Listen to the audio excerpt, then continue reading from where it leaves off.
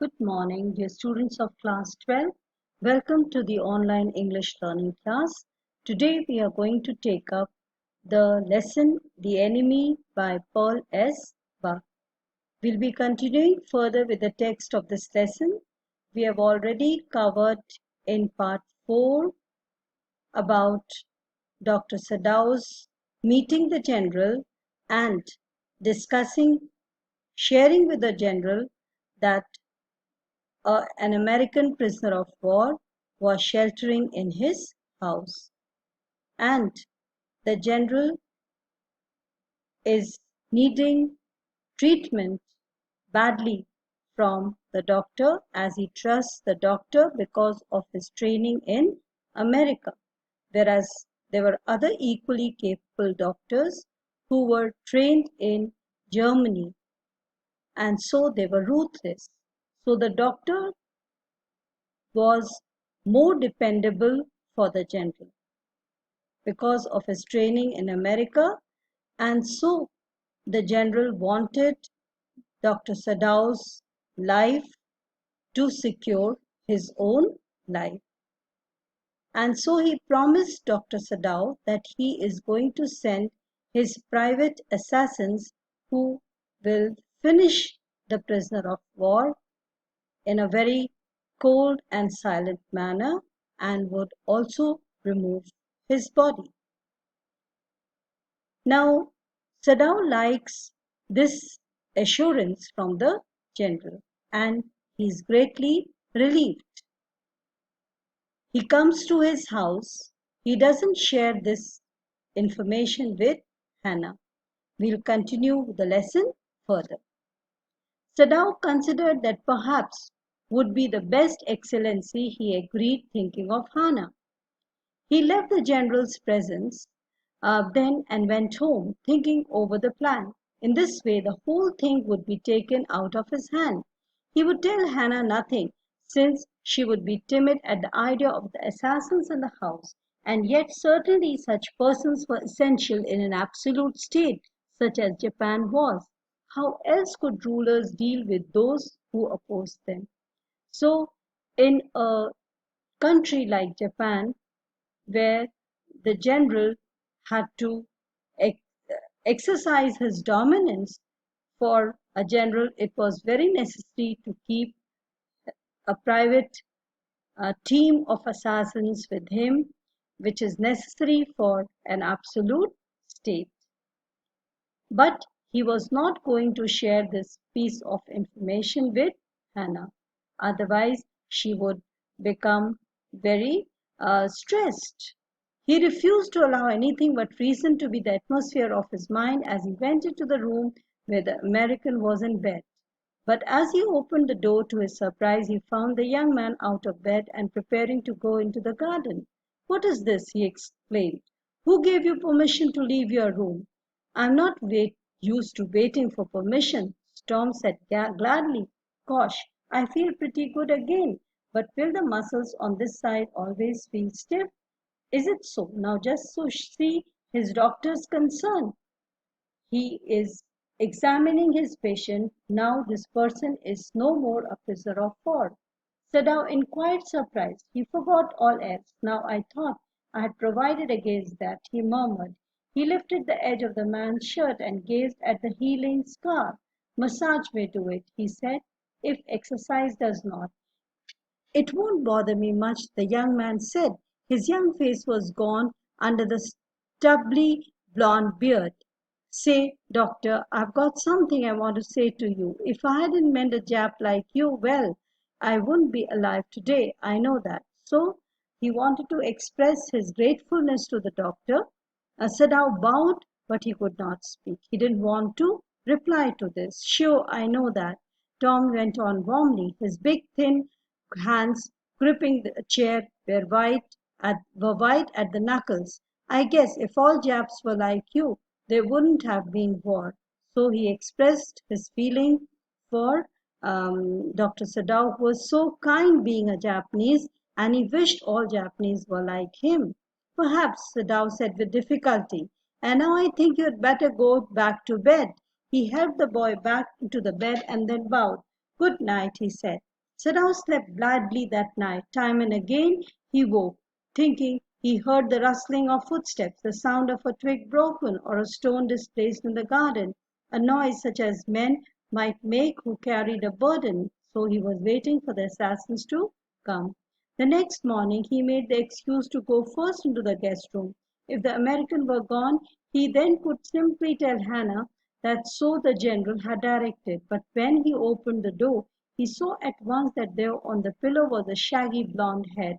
He could hear the peaceful breathing of sleep, and he closed the door again quietly. "He is asleep," he told Hannah. "He is almost well to sleep like that." "What shall we do with him?" Hannah whispered her old refrain. So again Hannah expressed her concern. Sadao shook his head. "I must decide in a day or two. So this decision has to be taken very soon, because he was sure that the assassins were going to come. But certainly, he thought, the second night must be the night. There rose a wind that night, and he listened to the sound of bending boughs and the whistling partitions. Hannah woke up. "Ought we not to go and close the sick man's partition?" "No," Sadao said. "He is able now, and he'll do it himself." But the next morning the American was still there. So 2 nights have passed, and the assassins had not come.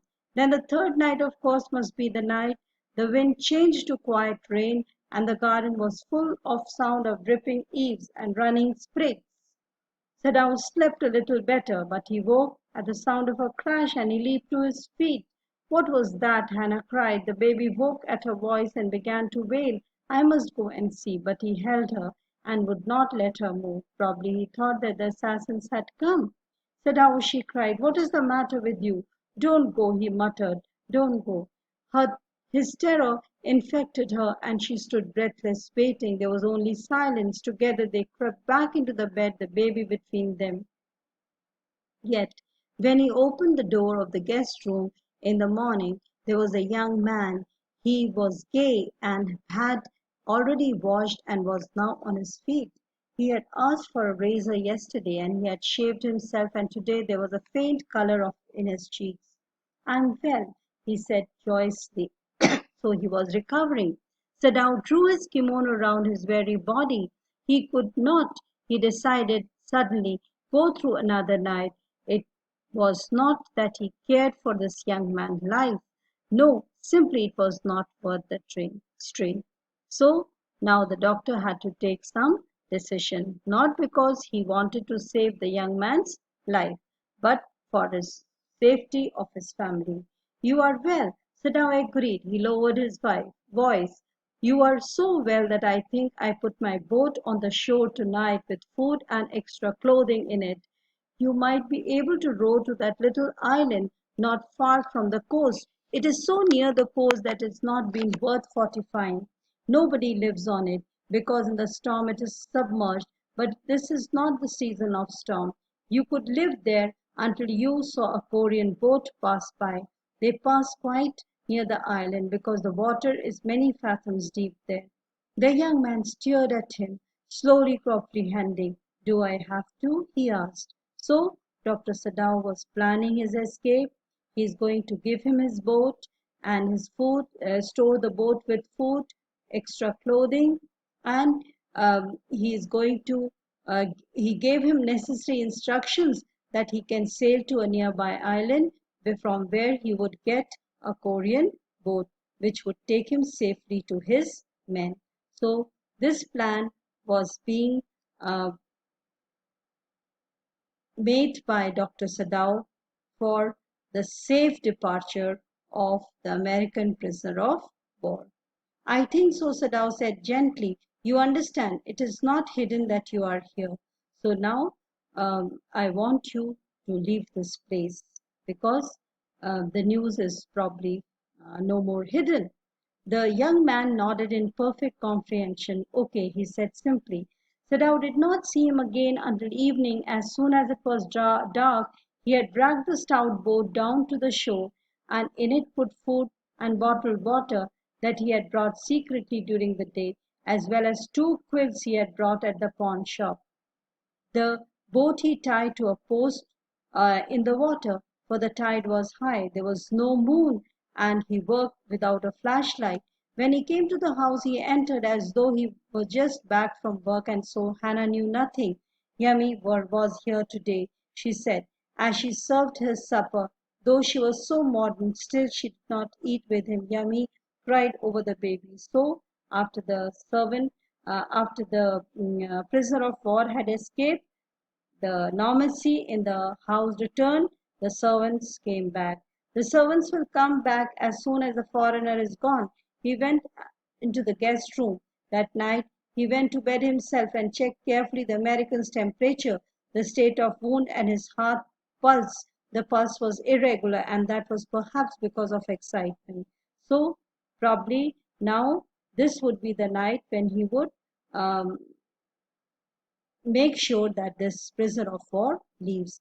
I realize you are saving my life again. Not at all. So he did not take the credit of saving the prisoner of war's life.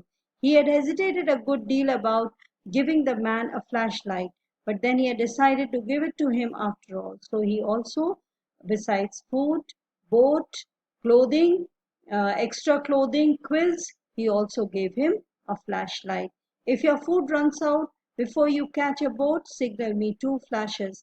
Do not signal in darkness. If you are all right, signal me once. You'll find fresh fish easy to catch. You must eat them raw. A fire could be seen. So these necessary instructions were given for the safety of the prisoner of war. He was dressed now in Japanese clothes Sadao had given, and at the last moment Sadao wrapped a black cloth around his blond head because he did not want his hair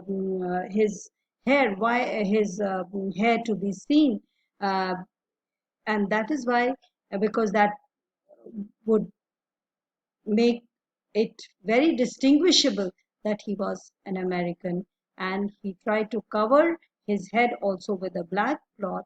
The young American, without a word, shook Sadao's hand warmly and then walked quite well. So the prisoner of war left. Sadao saw his light flash to find his way, but then he could not be suspected. He waited until the shore there was one more flash. There he closed the partition. That night he slept. So the American prisoner of war had left. You say the man escaped? The generals asked faintly. He had been operated upon a week before an emergency. So the doctor had performed his operation successfully, and the general's life was saved. And then the general inquired about the prisoner of war. The servants had returned, and Yummy had cleaned the guest room thoroughly, and normalcy in the house returned. But after a week, the general was well enough to be spoken. Yes, Excellency, he escaped. So I informed him. That prisoner, he said with some energy, did I not promise you I would get him killed for you? Yes, you did. Well, well, the old man in tone of amazement said, so I did. But you see, I was suffering a good deal. The truth was that I thought nothing but of myself. In short, I forgot my promise. So I could not keep my promise. Now, here there is a big question mark whether the general really forgot or he is just purposely trying to pretend that he forgot. I was certainly it was very certainly very careless of myself, uh, but it was not lack of patriotism or dereliction of duty. So he tried to make his stand very clear. I can swear to your loyalty, Excellency. Dr. Sadao also said, you are a good man, you will be rewarded. But Sadao, searching the spot of black light in the toilet sea that night, had his reward, and that reward was saving the American prisoner of war's life. He did not need any such reward. He stood for a moment on the veranda gazing out at the sea, and into his mind, although without reason, there came other white faces. He remembered his stay in America, which was not a very pleasant one. He did not like the American professor, his wife, except for his teacher of anatomy, his professor of anatomy. His stay in America was full of prejudiced Americans, but he remembered that in spite of that treatment that he got in America, he was not able to kill the prisoner of war. Something made him save his life, and he himself was not able to understand. So at this point, we